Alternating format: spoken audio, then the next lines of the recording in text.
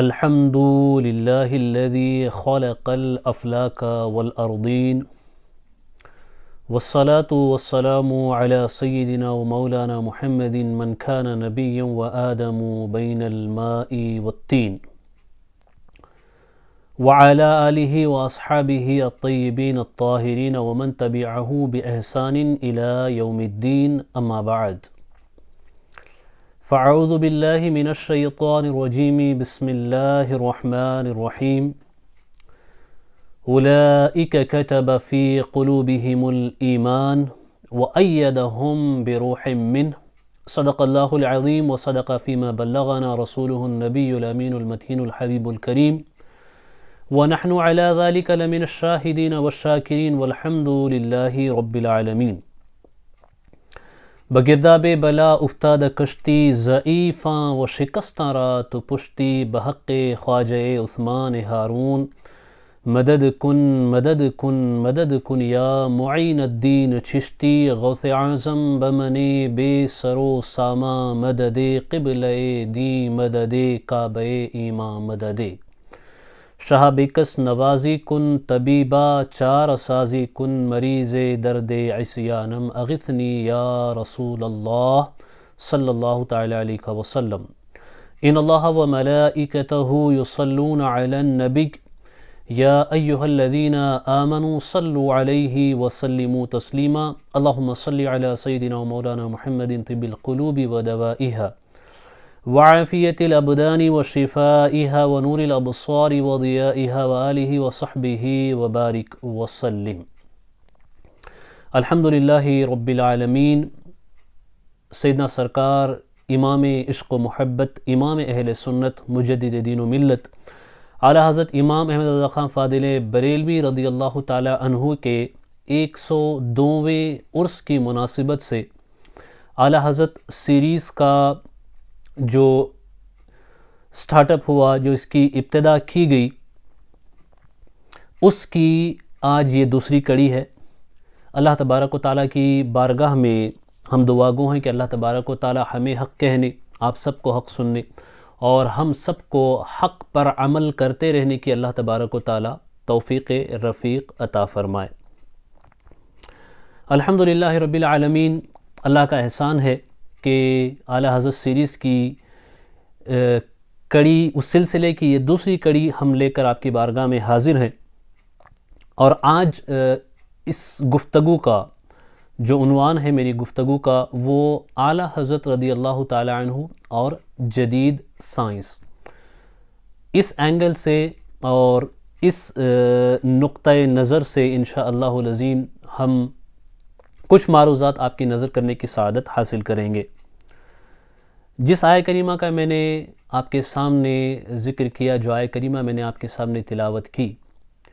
اللہ سبحانہ و تعالیٰ اس میں فرماتا ہے اولئک کتب فی قلوبہم الایمان وایدہم بروح من. یہ وہی لوگ ہیں جن کے دلوں میں اللہ نے ایمان کو نقش فرما دیا ہے. وایدہم بروح من، اور اللہ نے روح القدس کے ذریعے سے ان کی مدد فرمائی. اعلیٰ حضرت رضی اللہ تعالی عنہ سے جو علمی کام ہوئے ان کو دیکھنے کے بعد، اور پھر اس آیہ کریمہ سے جو آپ نے اپنا سن نکالا اس سے بھی، اور جو خصوصی فضل اللہ تبارک و تعالیٰ کا آپ کی ذات ببرکت پر ہے، اس سے اس بات کا اندازہ ہوتا ہے اور یہ بات ظاہر ہوتی ہے کہ یہ آیہ کریمہ اعلیٰ حضرت کی ذات پر کس حد تک اور کس طرح واضح طور پہ منطبق ہوتی ہوئی نظر آتی ہے.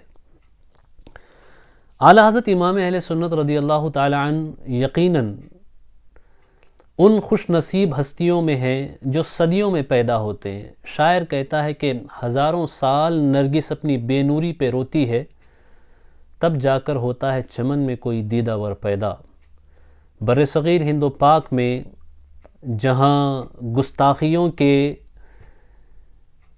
جنگلات بسانے کی کوشش کی گئی، جہاں گستاخیوں کے ویرانے پھیلے ہوئے تھے، جہاں گستاخیوں کے کانٹے بچھائے گئے، وہیں تعظیم، ادب، محبت، احترام اور عشق مصطفیٰ صلی اللہ تعالیٰ علیہ وسلم کی خوشبو لیے ہوئے اس چمن میں ایک گل کھلا، اسی گل کو تاجدار اہل سنت اعلیٰ حضرت فاضل بریلوی کے نام سے دنیا جانتی ہے۔ میرے پیارے آقا صلوات التسلیم کے پیارے دیوانوں، قدرت کو جب کسی سے کام لینا ہوتا ہے تو اللہ تبارک و تعالیٰ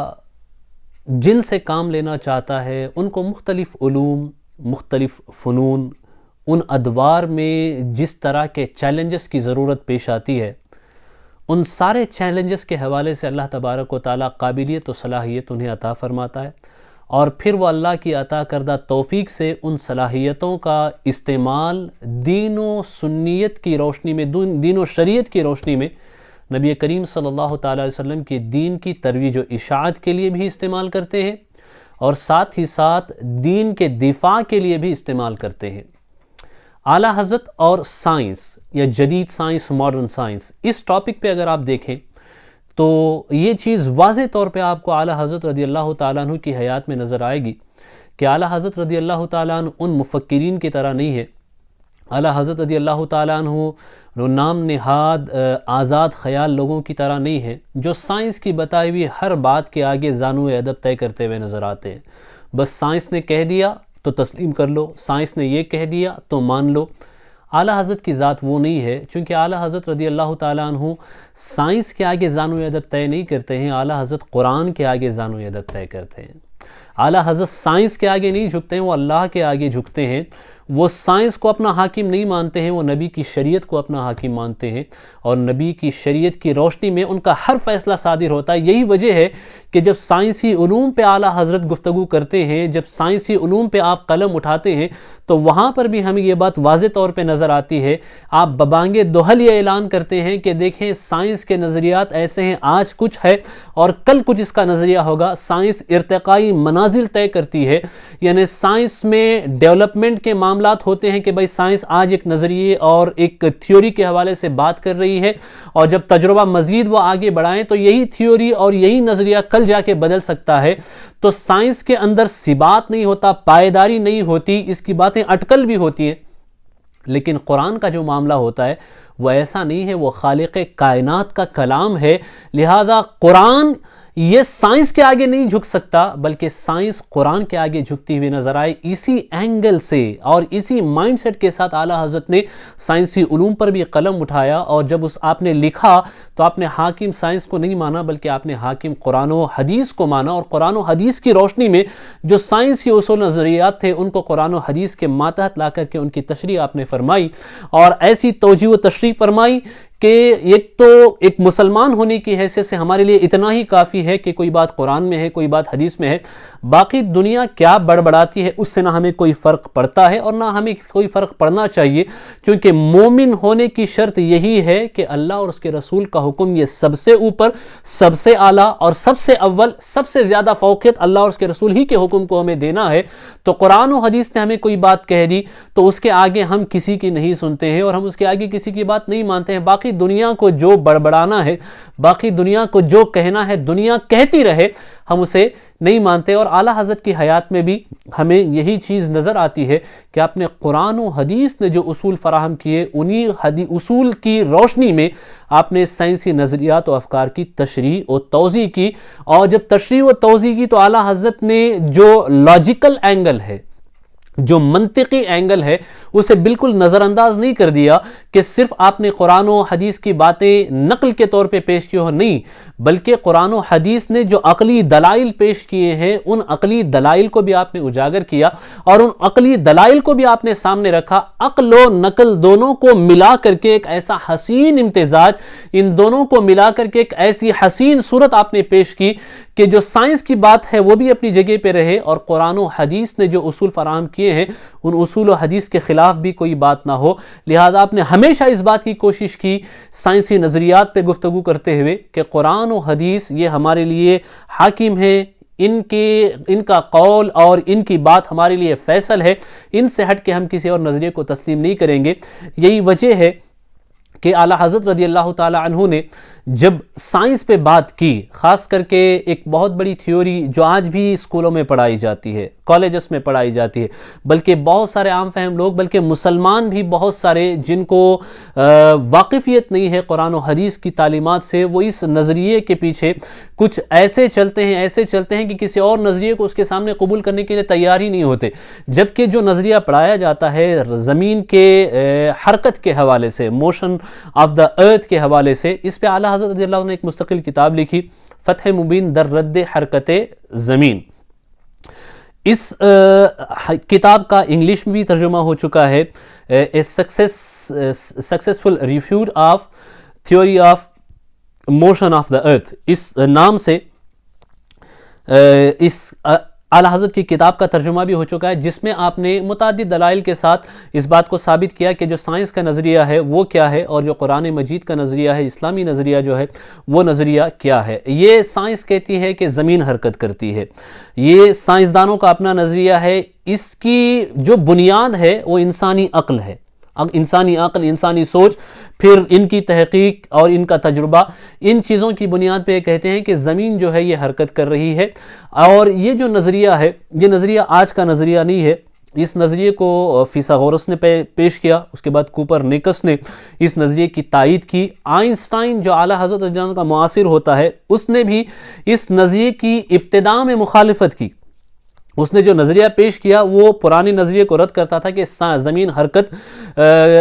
کرتی ہے، اس نظریے کے رد میں اس نے نظریے کو پیش کیا، لیکن بعد میں اس کی کچھ ایسی توجیہ کر دی جس سے جو پرانا نظریہ تھا اسی نظریے کی تائید ہوتی ہوئی نظر آتی ہے۔ تو ان لوگوں کے نظریات کے مطابق آپ یہ سمجھیں کہ زمین جو ہے حرکت کرتی ہے۔ اعلیٰ حضرت رضی اللہ تعالیٰ عنہ نے قرآن و حدیث کی روشنی میں یہ توجیہ پیش کی اور یہ نظریہ پیش کیا کہ زمین حرکت نہیں کرتی ہے، زمین ساکن ہے، زمین حرکت نہیں کرتی ہے، البتہ چاند و سورج یہ حرکت کرتے ہیں، زمین حرکت نہیں کرتی۔ اس میں بڑے ہی منطقی انداز میں آپ نے گفتگو کی، بڑی ہی منطقی عقلی دلائل آپ نے اس کے اندر پیش کیے، بلکہ اگر آپ اعلیٰ حضرت کی کتاب کا مطالعہ کریں تو آپ کو پتہ چلے گا، فتح مبین در رد حرکت زمین، اس میں آپ نے 105 دلائل قائم کیے، 105 دلائل، 105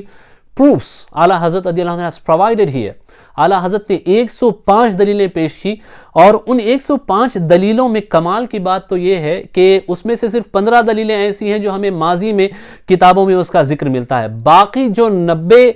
دلیلیں ہیں وہ اعلیٰ حضرت کی اپنی ایجاد ہے۔ اعلیٰ حضرت رضی اللہ تعالیٰ عنہ نے خود ان دلیلوں کے، اعلیٰ حضرت ان دلیلوں کے موجد ہیں، اور وہ ایسی عقلی دلائل ہیں کہ اگر جو لوگ اس نظریے اور اس تھیوری کو پروموٹ کرتے ہیں کہ زمین حرکت کر رہی ہے، if you have guts then you should challenge the theory which provided by امام اہل سنت اعلیٰ حضرت رضی اللہ تعالیٰ عنہ۔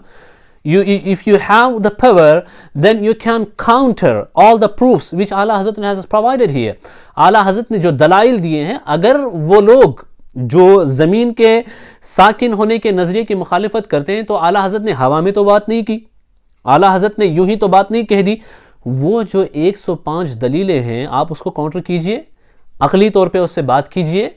عقل کا سہارا لے کر کے بات کیجئے، لاجک کو استعمال کر کے بات کیجئے، اور دلیل کا رد دلیل سے ہونا چاہیے، یہ نہیں کہ وہ ہوا میں بات کرتے ہوئے۔ اعلیٰ حضرت نے دلیلیں دے کر کے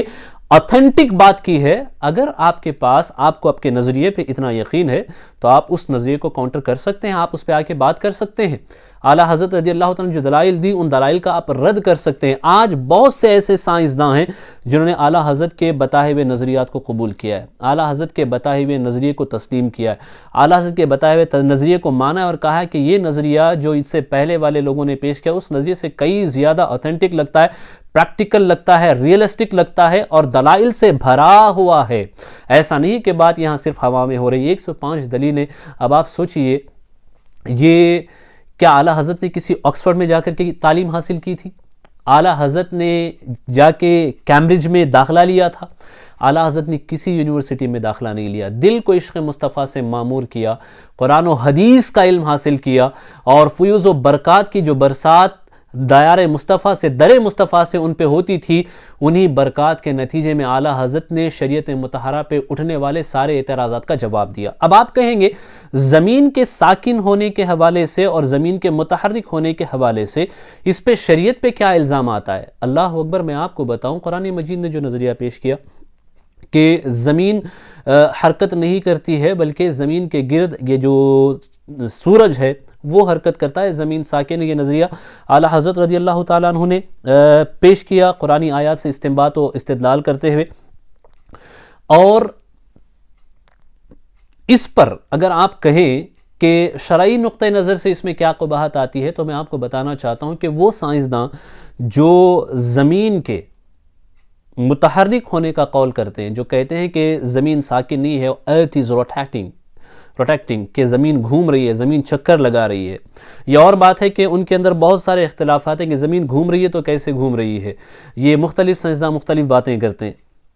تو میں آپ کو یہاں بتانا چاہتا ہوں وہی سائنسداں جو اس نظریے کے حامی ہیں کہ زمین گھوم رہی ہے، زمین حرکت کر رہی ہے، زمین ساکن نہیں ہے، وہ آسمان کا انکار کرتے ہیں۔ وہ سیدھے سیدھے آسمان کا انکار کرتے ہیں، آسمان کا وجود نہیں ہے، آسمان کوئی چیز نہیں ہے،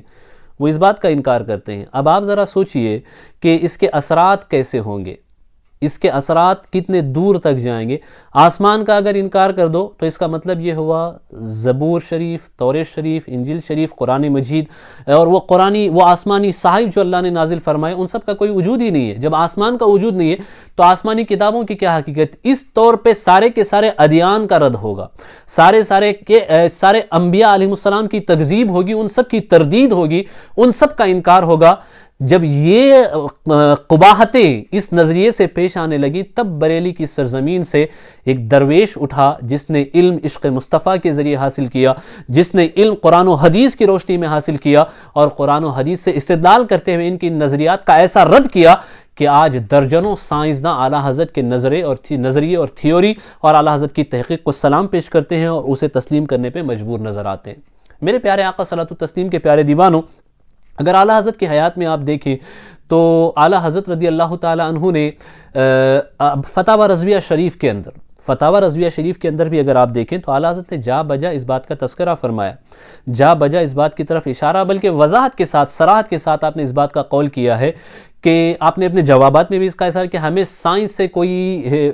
دقت نہیں ہے، سائنس کے نظریات سے بھی ہمیں کوئی دقت نہیں ہے، لیکن سائنس کے وہ نظریات جب قرآن و حدیث سے متصادم ہوں اور مسلمان اسے مان کر کے اپنا ایمان کھونے کے در پہ آ جائیں، تو اس موقع پہ اعلیٰ حضرت فرماتے ہیں کہ ہم یہ ہرگز نہیں ہونے دیں گے۔ ہم قرآن و حدیث کی روشنی میں بات کریں گے، اور جہاں جہاں سائنس قرآن و حدیث سے متصادم نظر آتی ہے ہم وہاں سائنس کا رد بھی کریں گے، اور وہ رد نقلی بھی ہوگا، عقلی بھی ہوگا۔ اور ہم یہ نہیں چاہتے کہ قرآن کو سائنس پہ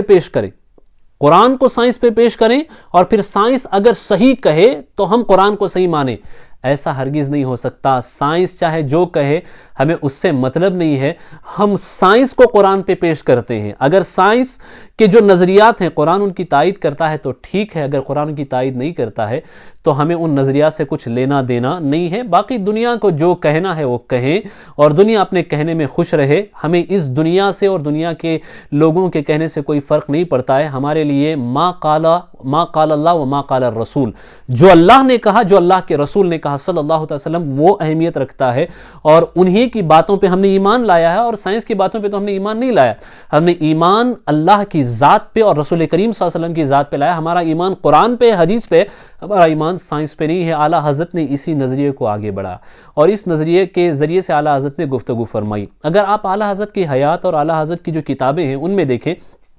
تو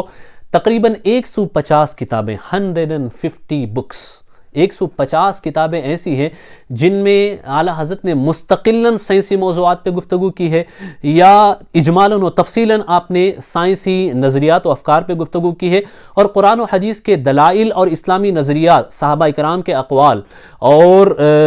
تابعین کے اقوال اور مفسرین کے اقوال، ان سب کی روشنی میں آپ نے سائنسی افکار و نظریات کو پرکھا بھی ہے، اور ان کے حوالے سے آپ نے گفتگو کی ہے۔ یہ چیزیں آپ کو اعلیٰ حضرت کی حیات میں نظر آئیں گی۔ اب آپ دیکھیں ایسٹرونومی کے حوالے سے اگر آپ لے لیں، علم توقیت، ایسٹرولوجی کے حوالے سے آپ لے لیں، تو آپ کو پتہ چلے گا کہ اعلیٰ حضرت کی مہارت اس میں کس حد تک ہے، کس حد تک اعلیٰ حضرت اللہ کو اس میں مہارت تامہ حاصل ہے، اور اعلیٰ حضرت کو اللہ نے کیا ملکہ اس میں عطا فرمایا تھا۔ اللہ اکبر۔ میں اس پہ آ رہا ہوں، اس سے پہلے ایک بات اور میں کہنا چاہتا ہوں، اگر آپ اعلیٰ حضرت کو پڑھیں گے سائنسی نقطہ نظر سے، اور جدید سائنس کے جو نظریات ہیں ان میں اگر آپ پڑھیں، ساؤنڈ کے حوالے سے، یہ آواز جو ہے اس کے حوالے سے، اور لائٹ کے حوالے سے، روشنی، ریفلیکشن آف لائٹ کے حوالے سے پڑھیں آپ، ریفریکشن آف لائٹ کے حوالے سے پڑھیں، روشنی کے انعکاس کے حوالے سے، انعکاس نور ہو یا انعطاف نور ہو، اس حوالے سے آپ اعلیٰ حضرت رضی اللہ عنہ کو پڑھیں، تو آپ نے کس طرح وضاحت کے ساتھ اپنی کتابوں میں آپ نے اس کا ذکر فرمایا ہے، اور کس طریقے سے ان نظریات کی آپ نے تشریح اور توضیح کی ہے، یہ آپ کو نظر آئے گا۔ اگر آپ دیکھیں تو اعلیٰ حضرت نے بہت سارے وہ سائنسداں جو دہریہ ٹائپ کے ہیں، اور جن کا خالق کی ذات پہ کوئی یقین نہیں ہے، اللہ کی ذات پہ جن کا کوئی یقین نہیں ہے، پیدا کرنے والے کریٹر کی ذات پہ جن کا کوئی یقین نہیں ہے، ایسے بہت سارے سائنسدانوں کا آپ نے شدید رد فرمایا، بطلیموس کے حوالے کا رد فرمایا، اور بھی دوسرے سائنسدانوں کو بھی آپ نے رد فرمایا۔ اگر آپ دیکھیں تو آپ اعلیٰ حضرت کی حیات میں دیکھیں گے کہ آپ کوپرنیکس کی جو تھیوریز ہیں، بطلیموس کے جو نظریات ہیں، اس کے علاوہ آئنسٹائن کے جو نظریات ہیں، نیوٹن کے جو نظریات ہیں، ان کے نظریات، اس کے بعد نصیر الدین طوسی کے جو نظریات ہیں، ان کے بعض نظریات کی اعلیٰ حضرت تردید کرتے ہوئے نظر آتے ہیں۔ اور اعلیٰ حضرت کی کتابوں میں اگر ہم دیکھیں تو ہمیں جو ماضی کے دوسرے سائنسداں ہیں، جیسے ابن الحیثم ہے اس کے، اور خوارزمی ہے، اور ابو ریحان البیرونی ہے،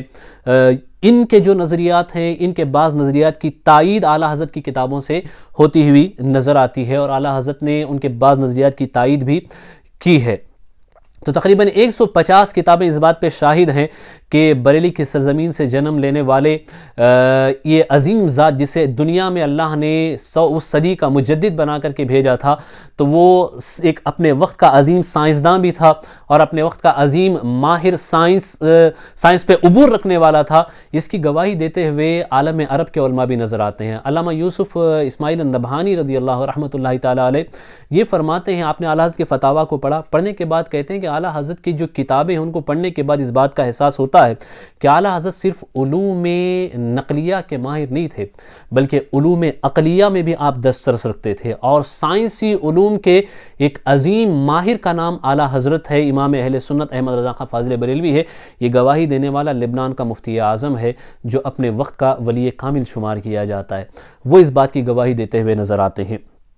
اب آئیں، اعلیٰ حضرت نے علم توقیت، اس حوالے سے میں بات کر رہا تھا، سورج نکلتا کب ہے، سورج ڈوبتا کب ہے، اور زوال کا وقت کب شروع ہوتا ہے، اور مکروہ اوقات کب داخل ہوتے ہیں، نماز کب پڑھنی چاہیے، کب نہیں پڑھنی چاہیے، یہ سب چیزیں مسلمانوں کے ڈیلی مسائل سے ریلیٹڈ ہیں۔ علم توقیت وغیرہ جب آپ نے اعلیٰ حضرت نے پڑھانا شروع کیا تو اس وقت کوئی کتاب نہیں تھی۔ علامہ حامد رضا خان جو اعلیٰ حضرت کے صاحبزادے ہوتے ہیں، آپ اعلیٰ حضرت رضی اللہ عنہ سے یہ علم سیکھ رہے تھے، ساتھ ہی ساتھ علامہ سید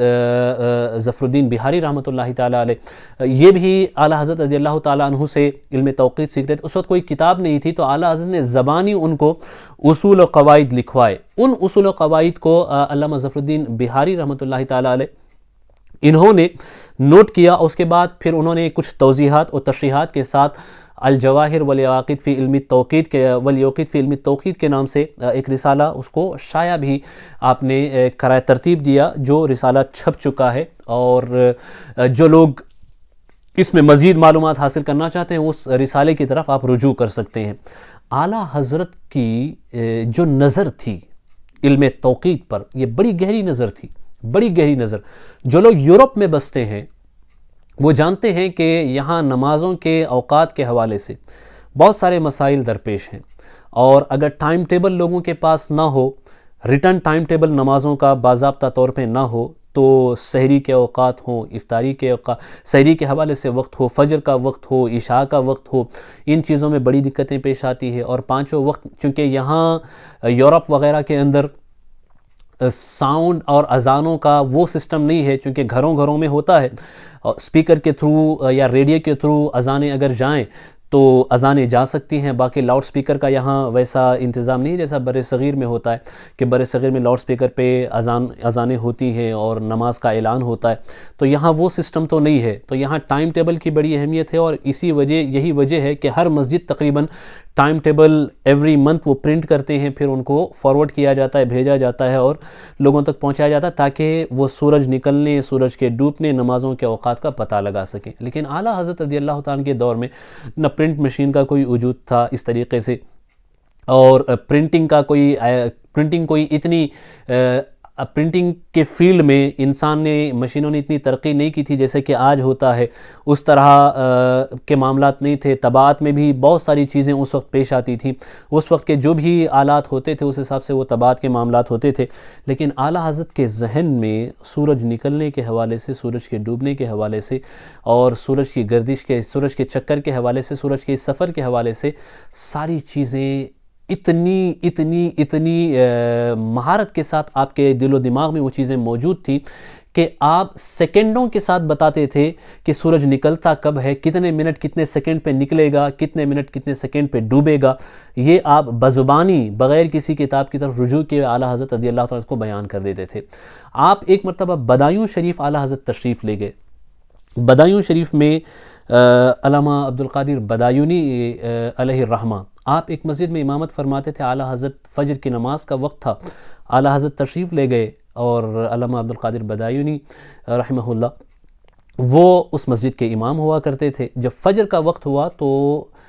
انہوں نے اعلیٰ حضرت کو نماز کے لیے آگے بڑھایا، امامت کے لیے آگے بڑھایا۔ اعلیٰ حضرت نے فجر کی امامت فرمائی اور آپ نے طویل قرات کی۔ جب آپ نے قرات کی تو مولانا عبدالقادر بدایونی رحمۃ اللہ تعالیٰ علیہ اور جو دوسرے مصلیین تھے ان کو کچھ تشویش ہونے لگی، کہیں ایسا تو نہیں ہے کہ قرات کافی لمبی ہو گئی ہے اور کہیں ایسا تو نہیں ہوگا کہ سورج نکل نہیں گیا ہے۔ وہ لوگ آئے اور لوگ آنے کے بعد باہر آ کر کے دیکھ رہے تھے سورج نکلنے کی جو سمت ہوتی ہے، مشرق کی سمت میں لوگ نظریں اٹھا کے دیکھتے ہیں سورج نکل تو نہیں گیا کیونکہ قرات لمبی ہو گئی اور ہو سکتا ہے سورج نکل گیا ہو۔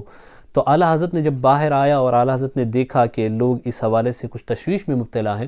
تو اعلیٰ حضرت فرماتے ہیں کہ ابھی سورج نکلنے کے لیے 3 منٹ کچھ سیکنڈ باقی ہیں، اور اتنے منٹ 3 منٹ 48 سیکنڈ یا 45 سیکنڈ باقی ہیں، اور اتنے ہی منٹ اور سیکنڈ کے بعد سورج نکلے گا۔ لوگوں نے دیکھا اعلیٰ حضرت نے جو منٹ اور سیکنڈ بتائے تھے اسی ٹائم کے حساب سے اسی وقت کے مطابق سورج نکلا۔ تو آپ اس سے اندازہ لگا سکتے ہیں کہ اعلیٰ حضرت کی اس علم میں، ایسٹرولوجی اور ایسٹرونومی میں کتنی مہارت تھی۔ یہ ملکہ ہوتا ہے، کمال ہوتا ہے، یہ سب چیزیں کسب سے حاصل نہیں ہوتی ہیں بلکہ اللہ عطا فرماتا ہے۔ جس کو مجدد بنانا مقصود ہو اسے وہ سارے علوم عطا کیے جاتے ہیں جن کی ضرورت پیش آتی ہے۔ اور اگر آپ دیکھیں 1919 میں 1919 میں غالباً ایک امریکی پروفیسر ہوا کرتا پروفیسر البرٹ ایف، اس پروفیسر نے ایک ایسی پیشن گوئی کی جس پیشن گوئی نے سارے لوگوں کو پریشانی میں مبتلا کر دیا۔ اس کی پیشن گوئی کچھ ایسی تھی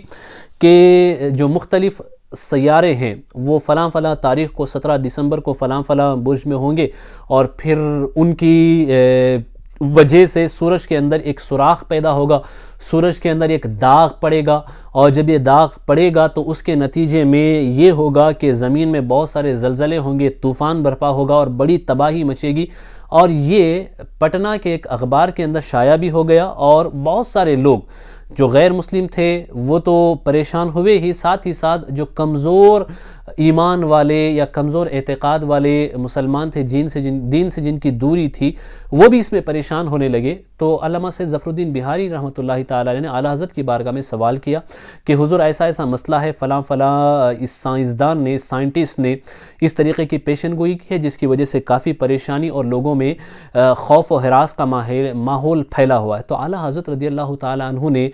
ایک دم علمی طریقے سے اور سائنٹیفک طریقے سے لاجک کو بھی سامنے رکھتے ہوئے، اس علوم کے جو نظریات و اصول ہیں، اس علوم کے جو رولز ہیں، ان رولز کو سامنے رکھتے ہوئے، ایسٹرونومی اور ایسٹرولوجی ان ساری چیزوں کو، علم نجوم کو سامنے رکھتے ہوئے اعلیٰ حضرت رضی اللہ تعالیٰ عنہ نے اس کا جواب دیا اور فرمایا کہ یہ جو پروفیسر کہہ رہا ہے اس کی بات میں کوئی دم نہیں ہے، انشاءاللہ العظیم ایسا کوئی حادثہ یا واقعہ 17 دسمبر کو پیش نہیں آئے گا۔ تو اعلیٰ حضرت نے جو جواب دیا تھا اور اس کی پیشن گوئی کا رد کیا تھا، دنیا نے دیکھا۔ 17 دسمبر کا جب دن آیا تو اس امریکی سائنٹسٹ اور سائنسداں کی جو پیشن گوئی تھی اس کی بات غلط ثابت ہوئی، اور بریلی کے تاجدار غلام مصطفیٰ عبد مصطفیٰ اعلیٰ حضرت امام اہل سنت احمد رضا خان فاضل بریلوی نے قرآن و حدیث کی روشنی میں جو جواب دیا تھا وہ جواب صحیح ثابت ہوا۔ اور یہاں پہ بھی یہ بات ثابت ہوئی کہ سائنسداں اور سائنس میں مہارت رکھنے والے جو دعوے کرتے ہیں ان کا اعتماد عقل پہ ہوتا ہے، اور جو مصطفیٰ کے غلام ہوتے ہیں ان کا اعتماد مصطفیٰ کی زبان پہ ہوتا ہے اور اللہ کے فرمان پہ ہوتا ہے، اور مصطفیٰ کریم کے فرمان اور اللہ کے فرمان کبھی غلط نہیں ہو سکتے۔ وہ جو فرما دیا گیا وہ ہو کے رہے گا، اور حق اور ثبات اسی میں ہے۔ میرے پیارے آقا صلی اللہ علیہ وسلم کے پیارے دیوانوں، اسی طریقے سے آپ دیکھیں اعلیٰ حضرت رضی اللہ عنہ کی حیات طیبہ میں تو آپ کو پتہ چلے گا کہ اعلیٰ حضرت نے دینی معاملات میں جہاں سائنس کی ضرورت پیش آئی وہاں اعلیٰ حضرت رضی اللہ تعالیٰ عنہ نے کھل کر کے قرآن و حدیث کی روشنی میں ان کے حوالے سے وضاحت پیش کی۔ قرآن و حدیث کی روشنی میں ان کے حوالے سے اعلیٰ حضرت رضی اللہ تعالیٰ عنہ نے کلام فرمایا۔ اعلیٰ حضرت نے اس حوالے سے کتابیں لکھی، رسالے لکھے، تحریریں لکھی، اور اس کے ذریعے سے امت مسلمہ کی آپ نے رہنمائی فرمائی۔ بہت سارے بڑے بڑے وہ لوگ جو سائنس کے ماہر کہلاتے ہیں، آج آپ جانتے ہیں جو ایٹمک پاور ہوتا ہے نا، ایٹمک انرجی، اس کی اہمیت آج اتنی ہے کہ اس کے ذریعے سے ملکوں کی بقا، کسی ملک کا باقی و سلامت و محفوظ ہونا ایٹمک انرجی پہ آج کل ڈیپینڈ کرتا ہے۔ جس ملک کے پاس ایٹم بم ہے وہ اپنے آپ کو سیف تصور کرتے ہیں، پروٹیکٹڈ تصور کرتے ہیں۔ جن کے پاس ایٹم بم نہیں ہے وہ اپنے آپ کو تھوڑا سا انسیف محسوس کرتے ہیں۔ یہ ایٹمک انرجی چند ہی گنتی کے چند ممالک کے پاس یہ ایٹمک انرجی ہے، اور گنتی کے چند ممالک ہیں جو ایٹم بم رکھتے ہیں۔ پاکستان جو ہے اس کے پاس بھی ایٹمی طاقت ہے، اور پاکستان کو ایٹمی طاقت بنانے والے جو وہاں کے سائنسداں ہیں ڈاکٹر عبد القدیر خان، انہوں نے اعلیٰ حضرت کی حیات پہ اور اعلیٰ حضرت کی سائنسی خدمات پہ آرٹیکلز لکھے۔ اعلیٰ حضرت رضی اللہ عنہ بحیثیت سائنسداں اور جو سائنسی کمالات اعلیٰ حضرت کے پاس ہیں اس کے حوالے سے ان کے آرٹیکلز ہیں جو باضابطہ طور پہ اخبارات میں چھپے ہیں، اور وہ آج بھی وہ تحریریں محفوظ ہیں۔ تو میں پوچھنا چاہتا ہوں کہ اعلیٰ حضرت نے ایٹمک انرجی جو چند ممالک کے پاس ہے اس پہ بھی اعلیٰ حضرت نے کلام فرمایا اپنی کتابوں میں، قرآن و حدیث کی روشنی میں۔ اس کے علاوہ الٹرا ساؤنڈ کی جو تھیوری ہے اس کے حوالے سے اعلیٰ حضرت نے کلام فرمایا،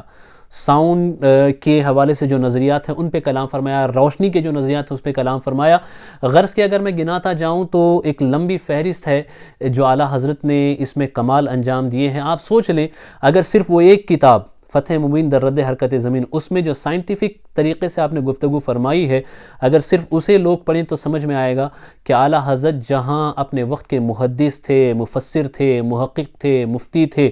فقیہ تھے، مفکر تھے، وہیں اعلیٰ حضرت اپنے وقت کے ایک عظیم سائنسداں بھی تھے، اعلیٰ حضرت اور سائنس کے ماہر بھی تھے۔ میرے پیارے آقا صلی اللہ علیہ وسلم کے پیارے دیوانوں، تیمم کے حوالے سے اعلیٰ حضرت کی بارگاہ میں سوال کیا گیا۔ میں آپ کو بتاؤں، جیولوجی ایک علم ہوتا ہے، علم ارضیات، جیولوجی، اس میں زمین سے متعلق اور مٹی سے متعلق ان چیزوں کا تذکرہ ہوتا ہے، اور اسی کی ایک قسم ہوتی ہے علم الاحجار جس کو پیٹرولوجی کہا جاتا ہے۔ اس میں علم الاحجار میں جو پتھر ہوتے ہیں ان کے حوالے سے گفتگو ہوتی ہے، ان کے اقسام پہ گفتگو ہوتی ہے۔ اب مسئلہ یہ تھا کہ تیمم کس سے کرنا جائز ہے اور تیمم کس سے کرنا جائز نہیں ہے، تیمم کس سے کیا جا سکتا ہے، تیمم کس سے نہیں کیا جا سکتا، یہ مسئلہ تھا۔ تیمم کے حوالے سے شرعی احکام یہ ہے کہ جو چیز جنس ارض سے ہے، جو مٹی کی ہے، جو جلانے پہ تباہ نہ ہو جائے، فنا نہ ہو جائے، ایسے سے تیمم کیا جا سکتا ہے۔ اگر آپ دیکھیں تو جو ماضی کے فقہا گزرے ہیں ان کی کتابوں میں اگر آپ دیکھیں تو انہوں نے تقریباً 84 ایسی اقسام گنائی ہیں جن کے اوپر تیمم کیا جا سکتا ہے۔ اگر شرائط پائے جائیں، حاجت و ضرورت ہو، تو ویسے موقع پر ان 84 قسموں کو انہوں نے 84 اقسام ذکر کیے ہیں زمین کے اجناس و اقسام میں سے کہ بھئی اس پر تیمم کیا جا سکتا ہے۔ یہ ماضی کے ائمہ اور فقہا کی جو کتابیں ہیں ان میں دیکھیں تو ان کا ذکر ملتا ہے، لیکن جب بریلی کے تاجدار اس مسئلے پہ گفتگو کرتے ہیں تو 84 جو اقسام اپنی جگہ پہ ہیں وہ تو اپنی جگہ وہ موجود ہیں اپنی جگہ، اس پر مزید اعلیٰ حضرت نے 107 اقسام کا اضافہ فرمایا۔ قرآن و حدیث کی روشنی میں یہ ثابت کر دکھایا، بتایا کہ ان 84 اقسام کے ساتھ ساتھ مزید 107 قسمیں ایسی ہیں جن کے اوپر تیمم کرنا جائز ہے، جن پر تیمم کریں تو تیمم شرعی روشنی میں، شرعی قوانین کی روشنی میں درست ہوگا، صحیح ہوگا۔ یہ 107 اقسام کا اضافہ اعلیٰ حضرت نے فرمایا۔ اس کے علاوہ فقہا کی کتابوں میں اگر آپ دیکھیں تو تقریباً 58 ایسی قسمیں انہوں نے اس کا ذکر کیا ہے جس پہ تیمم کرنا ناجائز ہے، اور اس پہ تیمم کریں تو جائز نہیں ہوگا، تیمم درست نہیں ہوگا۔ اعلیٰ حضرت نے ان 58 کا ذکر تو کیا ہی، ساتھ 72 مزید اس میں اضافہ فرمایا کہ مزید یہ 72 اقسام ایسے ان پہ اگر کوئی تیمم کر لے تو اس پہ تیمم نہیں ہو سکتا۔ آپ ذرا سوچئے، یہ علم کا جو دریا بہ رہا ہے بریلی شریف سے، یہ علم کی جو بہاریں وہاں سے پوری دنیا میں پھیلی ہے، یہ سب اعلیٰ حضرت رضی اللہ عنہ کو کیسے ملی؟ آپ مدرسہ، آپ کسی اسکول میں، آپ کسی یونیورسٹی میں نہیں گئے، آپ آکسفورڈ میں نہیں گئے، بس ہم اتنا ہی کہہ سکتے ہیں کہ وہ حضور صلی اللہ علیہ وسلم کے معجزوں میں سے ایک معجزہ ہیں، وہ کرامت ہیں، اللہ کے ولیوں کی کرامت ہے، وہ چلتی پھرتی کرامت ہے۔ یہ علم بارگاہ مصطفیٰ صلی اللہ تعالیٰ علیہ وسلم سے عطا کیا گیا علم ہے، جس کا استعمال اعلیٰ حضرت سائنسی نظریات و افکار کو کاؤنٹر کرنے کے لیے استعمال کرتے ہیں، اور جب شریعت پہ حملہ ہو تو اس کا دفاع کرنے کے لیے بھی اعلیٰ حضرت رضی اللہ تعالیٰ عنہ اس علم کا استعمال کرتے ہیں، اور یہ ثابت کرتے ہیں کہ سائنس اپنی جگہ پر، لیکن جو نظریہ قرآن نے پیش کیا، جو نظریہ حدیث نے پیش کیا، وہ نظریہ سب سے اہم، سب سے قوی، سب سے مضبوط اور سب سے اعلیٰ نظریہ ہے، اور اعلیٰ حضرت کی اسی کوشش کو دنیا سلام کرتی ہوئی بھی نظر آتی ہے۔ پانی کے حوالے سے آپ لے لیں، پانی کے رنگ کے حوالے سے سائنسدانوں کے اندر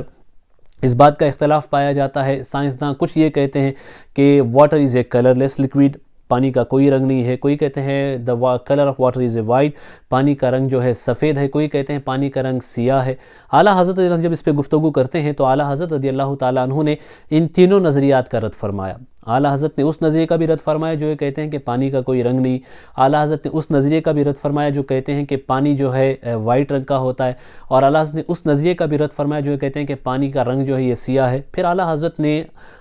قرآن و حدیث کی روشنی میں اور جدید تحقیق آپ نے پیش کی،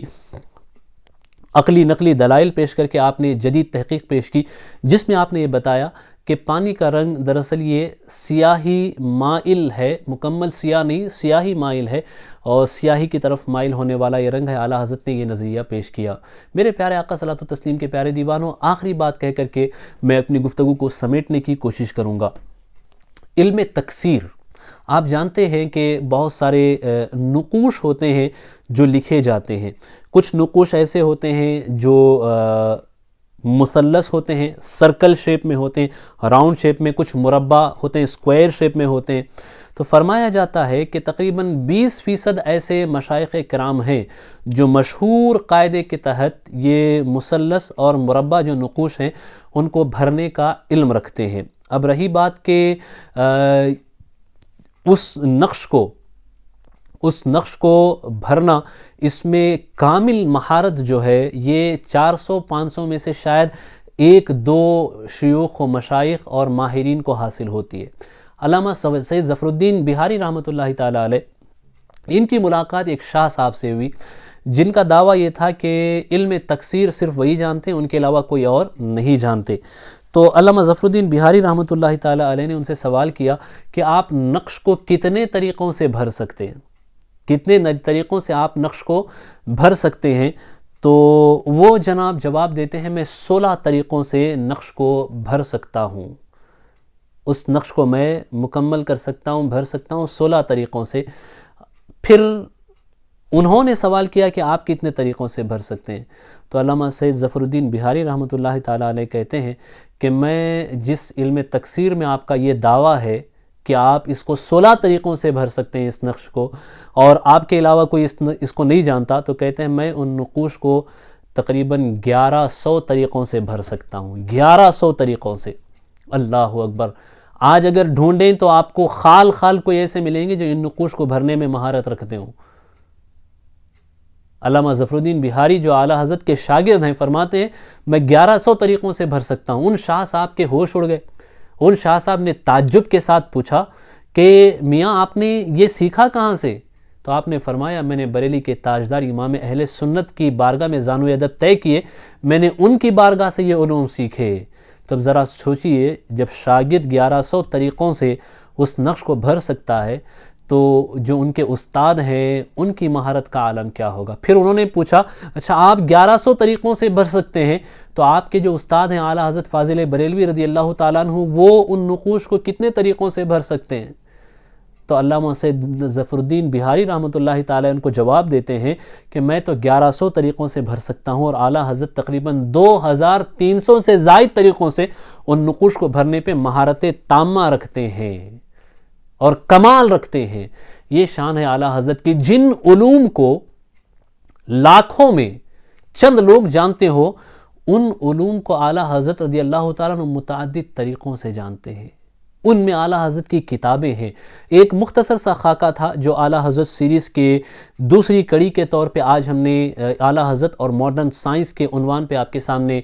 پیش کرنے کی کوشش کی، اور اسی پہ ہم اپنی گفتگو کو ختم کرتے ہیں۔ بس اللہ تعالیٰ کی بارگاہ میں دعا ہے کہ اعلیٰ حضرت رضی اللہ تعالیٰ عنہ نے جو نظریات ہمیں دکھائے، اعلیٰ حضرت نے جو روشنی ہمیں دکھائی، اعلیٰ حضرت نے جو